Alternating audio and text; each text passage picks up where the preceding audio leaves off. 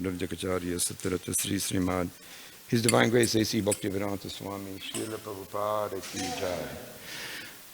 ISKCON BBT Founder Charge His Divine Grace Srila Prabhupada Ki Jai. Jayam Vishnupad Paramahamsa Bharav Jakacharya Satarata Sri Srimad, His Divine Grace Srila Bhaktisiddhanta Goswami Maharaj Ki Jai. Ananti Kori Vaishnava Brinda Ki Jai. Namacharya Srila Haridas Thakur Ki Jai. Prem se kaho Sri Krishna Chaitanya Prabhu Nityananda Shri Advaita Gadadhar Srivasari Gaura Bhakta Vrinda Ki Jai. Sri Sri Radha Krishna Gopinath Shama Kumara Kun Giri Govardhan Ki Jai. Sri Vrindavan Dhama Ki Jai. Sri Mayapur Navadip Dhama Ki Jai. Jagannath Puri Dham Ki Jai. New Dwarka Dhama Ki Jai. Jamuna Mai Ki Jai. Ganga Mai Ki Jai. Sri Mati Tulsi Devi Ki Jai. Sri Mati Bhakti Devi Ki Jai. Grantaraj Srimad Bhagavatam Ki Jai. Srila Prabhupada Ki Jai. C.C. Rukmini Dwakadesha Ki Jai. Gaura Premananda Haribo. All glorious assembled devotees. All glorious assembled devotees. All glorious to the assembled devotees. Glorious to Sri Sri Guru and Gauranga. Jai Srila Prabhupada.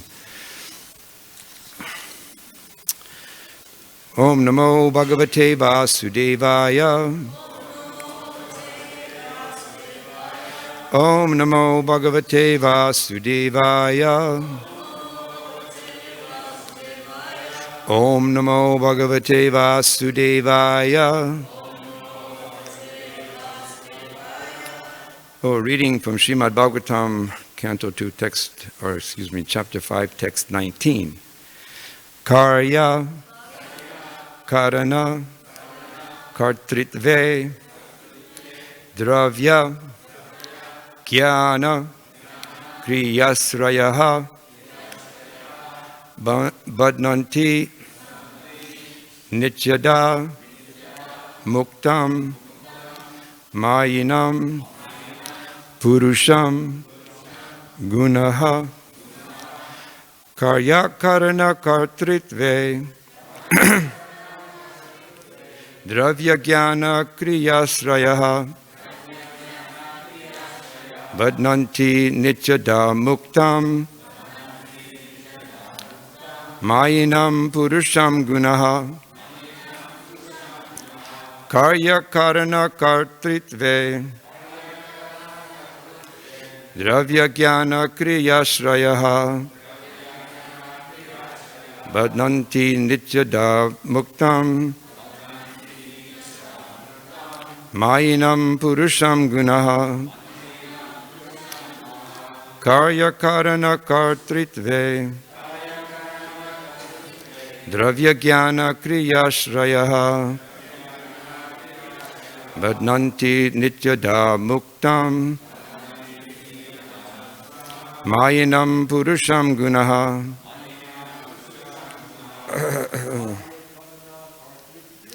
Karya Karana Kartritve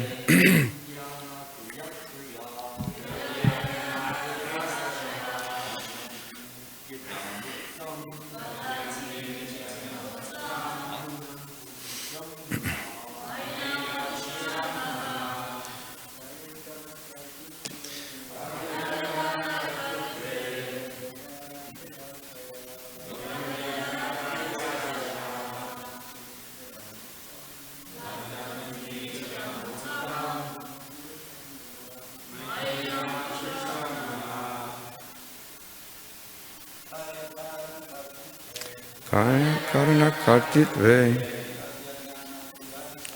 Dravya Jnana Kriyasrayaha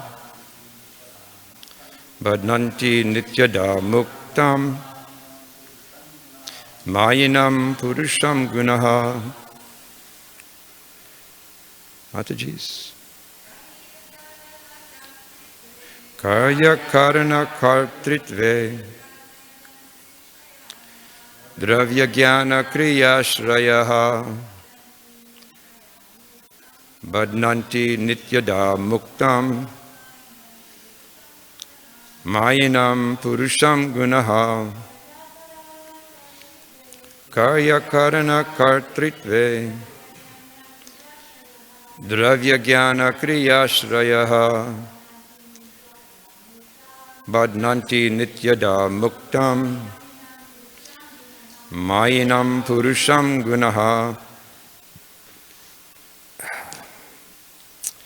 Synonyms: Karya, effect; Karana, cause; Karchitve, in activities; Dravya, material; Jnana, knowledge; Kriya Ashrayaha, manifested by such symptoms; Badnanti, conditions; Nityada, eternally; Muktam, transcendental; Mayinam, affected by material energy; Purusham, the living entity; Gunaha, the material modes. Translation purport by His Divine Grace Srila Prabhupada.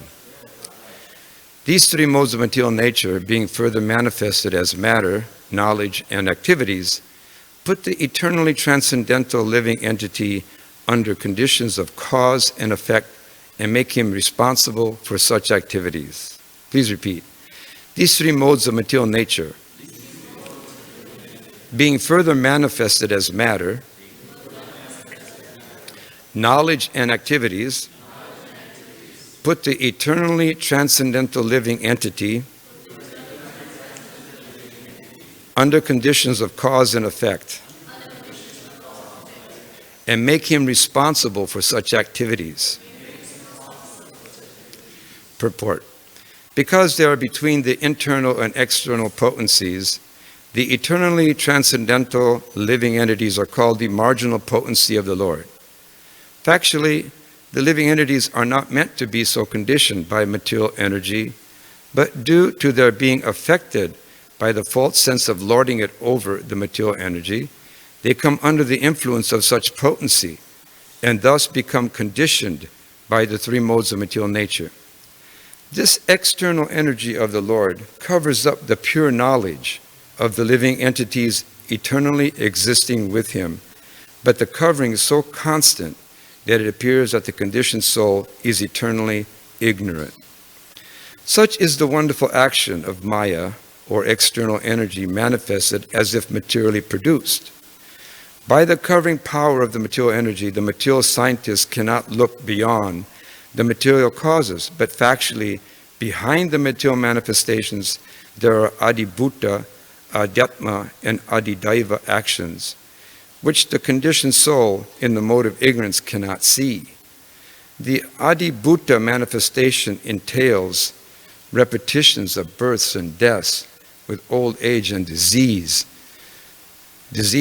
and the adhyatma manifestation conditions the spirit soul, and the adidaiva manifestation is the controlling system. These are the material manifestations of cause and effect, and the sense of responsibility of the conditioned actors. They are, after all, manifestations of the conditioned state, and the human being's freedom from such a conditioned state is the highest perfectional attainment. Die. Om Namo Bhagavate Vasudevaya. Om Namo Bhagavate Vasudevaya. Om Namo Bhagavate Vasudevaya. I don't think I did that, right? Oh, I did? Okay, well, you know where I'm at today. So, yes, we're reading the Srimad Bhagavatam. And Om Jnanatmirana Gananjana Shalaka Chakshurvantinatam Dena Tasmai Sri Gurave Namaha. Sri Krishna Chaitanya Prabhu Nityananda Sri Advaita Gadadhara Siva Sri Gaura Bhaktavinda Ki Jai. Panchakalpa Turvyasya Kripa Sindhuvevata Paritana Pavanebhyo Vaishnavebhyo Namo Namaha. Jai. So, very interesting verse today. Lots of different little things that were said here, especially about Adhyatma and Adidaiva and and Adibhuta. These are the three different manifestations of Krishna in the material world. Adhyatma refers to the soul, the living entity. Adidaiva, of course, to the demigods, the controllers, and Adibhuta is the body, the self. So it's kind of described here that the living entity, being separated from the Supreme Lord in this material world, acts in certain ways, and in these actions, these activities, manifest in the particular body that the living entity receives in this material world. There's that verse in the Bhagavad Gita, Prakrite Kiyamana Niguna Karmi Sarvasa Hankara Vimudhatma Kartam Hiti Manyate. So there it says that the bewildered spirit soul, under the influence of the three modes of material nature, thinks himself to be the doer of his activities, which are actually carried out by material nature. So I believe this verse really exemplifies what Srila Prabhupada is saying in this purport here. It's actually a very instructive verse, actually. And it exposes certain types of consciousness or mentalities in this material world. And basically, in the world, there's two types of people, there's two types of living entities. Those that are materially absorbed in material consciousness, or that individual who's spiritually conscious, awake, understanding the real position.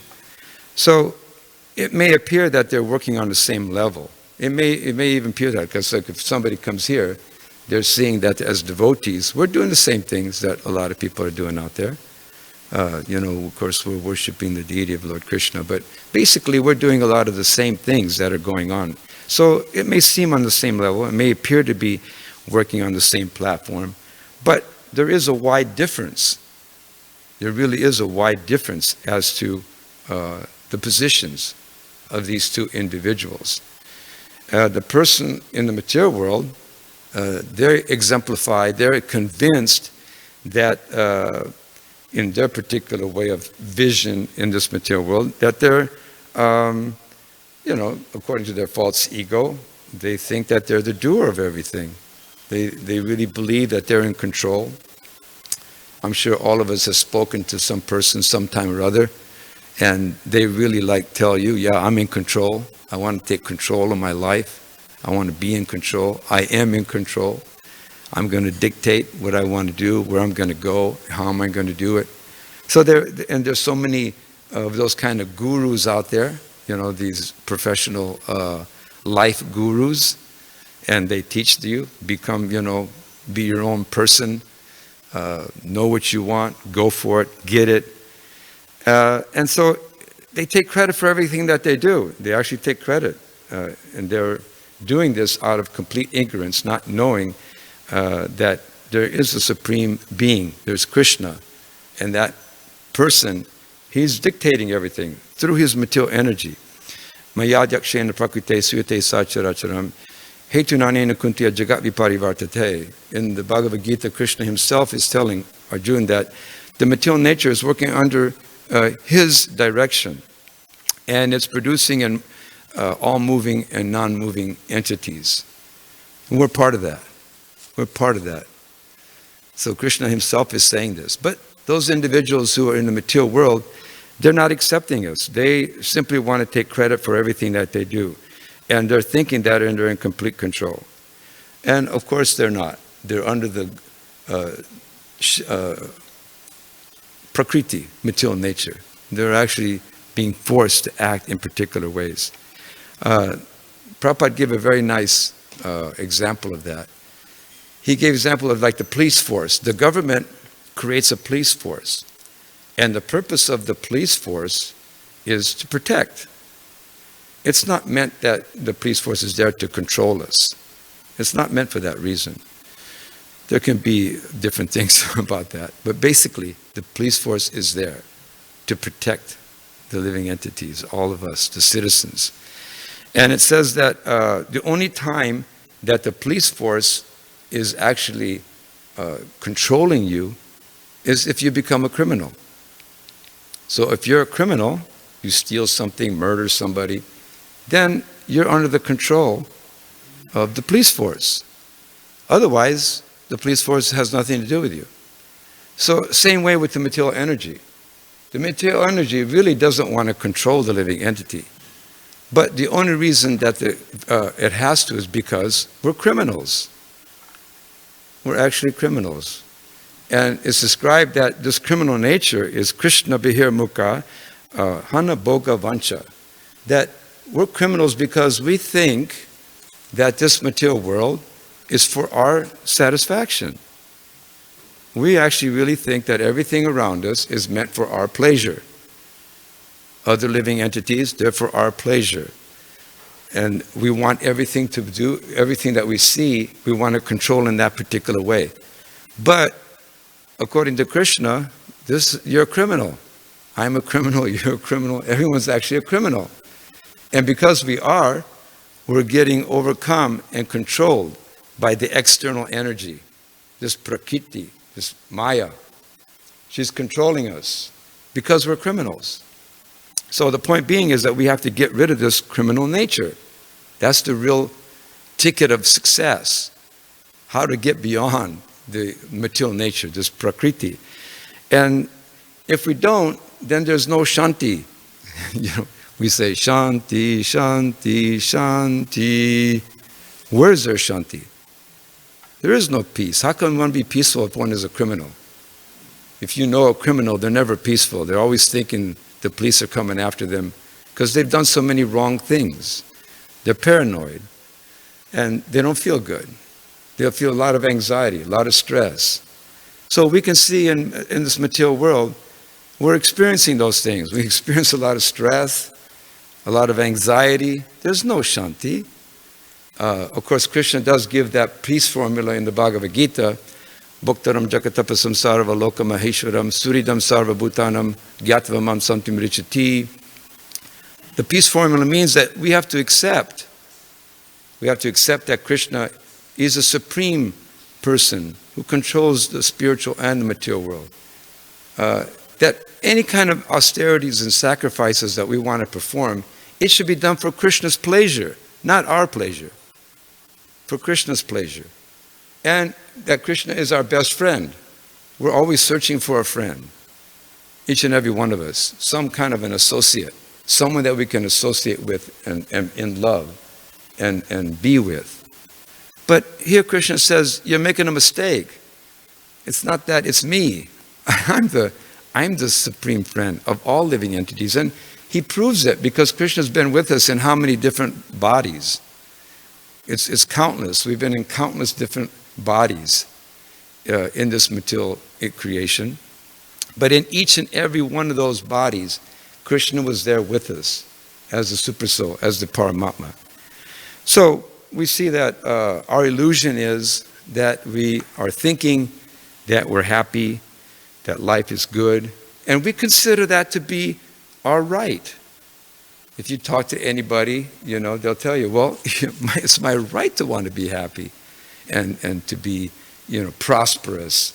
Just like I know that I've heard this lately more than I have in the past, is that there's a lot of Christians that believe that they want a prosperous God.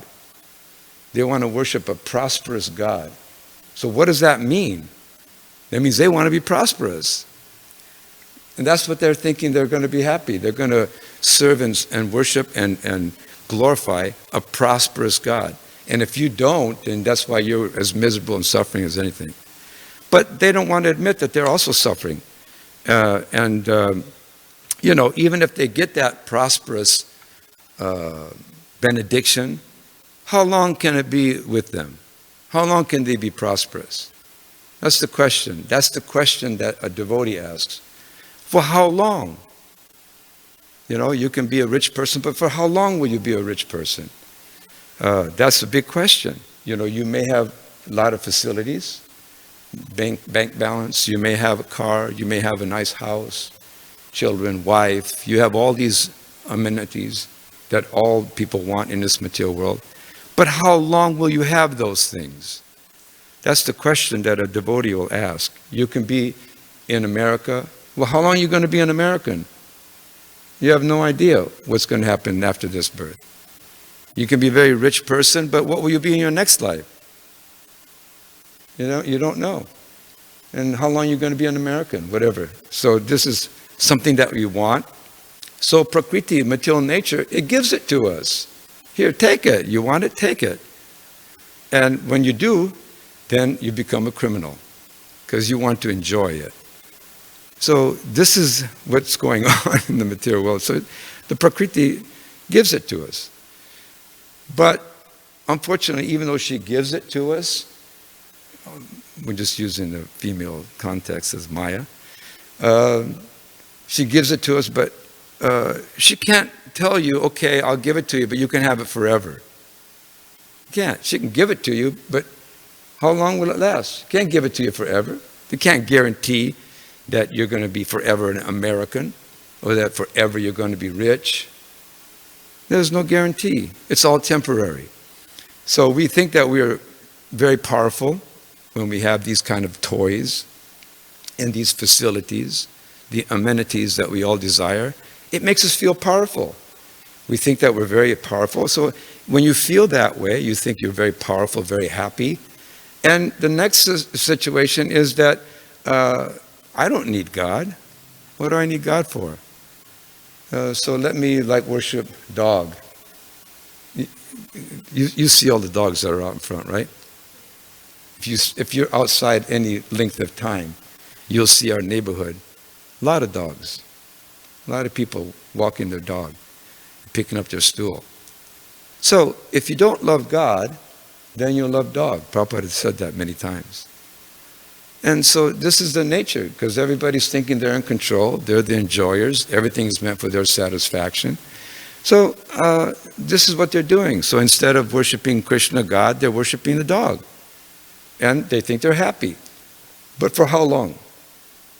How long can you possibly be happy? You think in those terms more when you get to be our age or Maharaj's age. When you get that age, you think about things in a different perspective because you know you don't have much time left, literally. And when you have that kind of consciousness, you think differently. So you see these people are so overcome by the material energy, by this Prakriti, they forget this time factor. They forget everything. They just think about what they want and how they're going to get it. And by the time they wake up, it may be too late. So as devotees, we have this opportunity ahead of time, so to speak, because we've come in contact with this Krishna conscious movement. And this Krishna consciousness movement is a very scientific movement. It teaches the science of God. And we can see that out in the material world, there's no such educational system. There's no system out there that teaches us how scientifically to approach the Supreme Personality of Godhead and how to get out of this entanglement that we're all in. All of us are entangled. To more in one person more than another person. But we're all entangled. And Krishna says that not everybody's going to want to become a devotee. We see that. I mean, there's a whole city out there, 3 million people just in LA alone, 3.5 million, whatever it is. And how many we can count, how many are in the room here, how many of us, and those of us that are in this room, how many of us in this room are really wanting to go back home, back to Godhead. That's a personal item, of course. But how many of us? So you can see, not too many people want to become Krishna conscious. They don't want it. They just want to somehow or other enjoy this material world.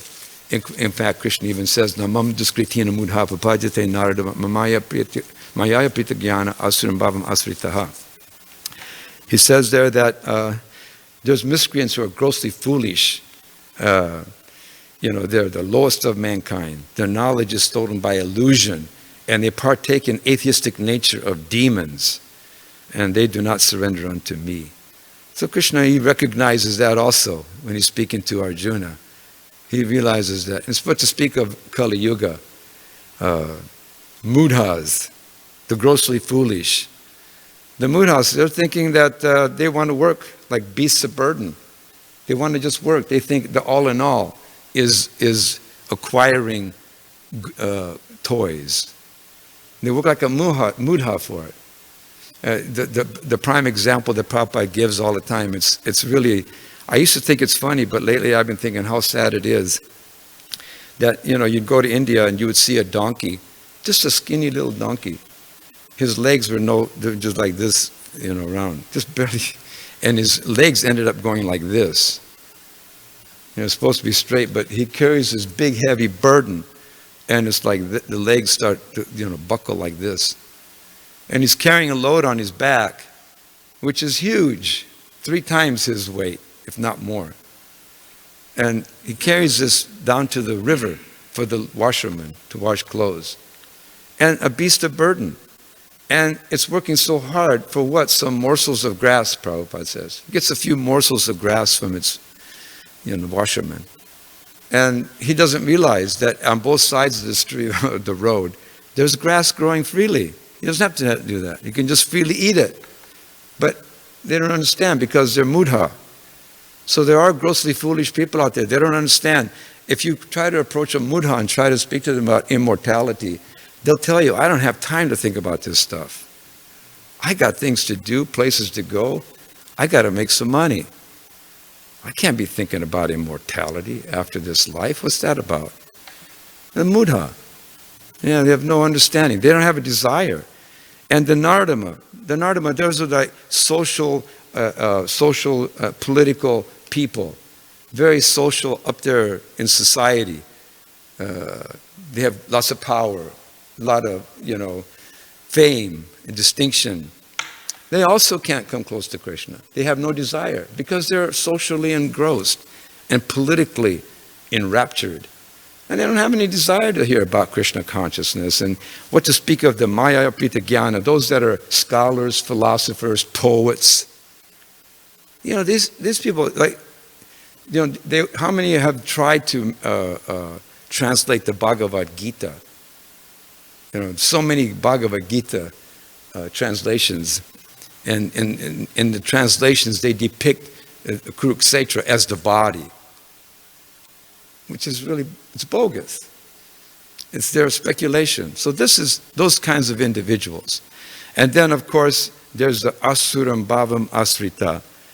Those are the real atheists, the demoniac. There are very demoniac, atheistic people in this world, and they will not surrender to Krishna. Absolutely not. No matter what. So there are living entities that don't want anything to do with Krishna consciousness. And there's a lot of them, especially in this particular material world right now. But regardless of that, our position is that we need to inform people the scientific nature of this Krishna consciousness movement. This is our prescribed duty. We have to explain to them scientifically, Daivahi Esha Gunamayi Mama Maya Duratyaya Mam Evaye Prapajante Mayamitam Tarantite, that you're trapped by these 3 modes of material nature. And these modes of nature, they're divine. They come from Krishna. But Krishna also says that if you surrender to me, you can easily cross over. If you surrender, you can get rid of this binding. Gunamayi, guna means rope. It's like if you see a person who's hogtied, there's this word called hogtied. Hogtied means they can't move. Their hands and their legs are bound tightly. You can't move. Can't do anything. Hogtied. If you've ever been hogtied, you'd know what this means. It's impossible. The only way that you can get out of that is somebody comes around that it's not bound up and unties you. So it says that the only persons that can untie you from this material illusory energy is Krishna himself or the spiritual master. They can come and they can untie these bonds of material illusion. So this is what we want. We want to be introducing people to Krishna, to a spiritual master, a bona fide spiritual master. And in that way, they can become freed from this illusion. And they can understand, oh my God, I'm here working like this. I'm like a donkey. I'm like a criminal. Like for instance, if you're a devotee sitting here, you can actually admit to yourself, yeah, I was a mudha. Or, yeah, I was a criminal. I really was. I wanted to enjoy everything for myself. I didn't want anything. I didn't want Krishna to have anything. I just wanted it for myself. I mean, we can all admit that to ourselves. We weren't going to give anything to Krishna. But when you come in contact with a spiritual master, and then you hear about Krishna, then immediately that changes. You want to give everything to Krishna. Like if you see a flower, you really don't, if you see a flower on a branch or a tree or something, you don't really want to go up and just snort it and smell it. No. You're thinking, oh, let me give it to Krishna first. Otherwise, you just won't even smell it. You'll just leave it alone. You look at it and say, oh, it's beautiful. This is Krishna consciousness. This is the outcome of giving or having association of a pure devotee of the Lord. Although it's very miserable, this material world is a very miserable place. We're all trying to figure out how to become freed from this misery. That's the ultimate problem, really, when you think about it. If you ask somebody, what is the ultimate problem? They'll probably tell you that they're trying to figure out how to get rid of suffering. Because we're all suffering. Who here can say, I'm not suffering? We're all suffering. That's the ultimate thing that we're trying to solve, is this suffering. But we, there is the formula of how to get rid of suffering. It's that we just have to simply surrender to it. And that is that Krishna is a supreme controller. He's your best friend. And that whatever austerities and sacrifices you do, it should be done for his satisfaction. And it's very simple today. Lord Chaitanya Mahaprabhu gave us Krishna Varnam Trisa Krishna Sango Pangasa Parsadam Yagnai Sankirtam Pranaya Janti Hisumeda Saha. It's very simple. Those that in this age of Kali Yuga, those who are endowed with sufficient brain substance, Prabhupada says, not with cow dung, but sufficient brain substance, they'll worship or the Supreme Lord and his associates by the Sankirtan Yagya movement. So this is what the Krishna conscious movement is trying to do. We're trying to relieve people, give them an opportunity to get some intelligence, some knowledge. And then it says, Kalo, what is that? Kaler dosha nidhe rajan astiyiko mahanguna kirtanareva Krishna se mukta sangha paramrajet. In this age of Kali Yuga, there's a whole ton of faults all over the place. So many faults. But it says there's one good thing in this age of Kali Yuga. And that is if you chant the Hare Krishna Maha Mantra, one can become freed from material bondage. We were just talking about bondage and how difficult it is. But it says that if you just chant the Hare Krishna Maha Mantra, we can become materially bondage free. We can be free from that. And then not only become free from that, but then it also says you get promoted. Haribol. You get promoted to the transcendental kingdom. It's a promotion. Like I was talking with Tadita this morning. Who doesn't want a promotion? Yeah, we all want a promotion. And if you chant Hare Krishna properly and nicely, you get promoted to the transcendental kingdom. It's that simple. It really is that simple. But we have to follow the science of Krishna consciousness. And there is a science. That's why everything that we do in the temple is part of that scientific process of purification and properly chanting the holy name, engaging in devotional service, and serving the Supreme Personality of Godhead in his Archa Vigraha form. These are all scientific in terms of us becoming purified and then chanting the holy name properly and then going back home back to Godhead. That is Krishna consciousness. And that's what we're doing here.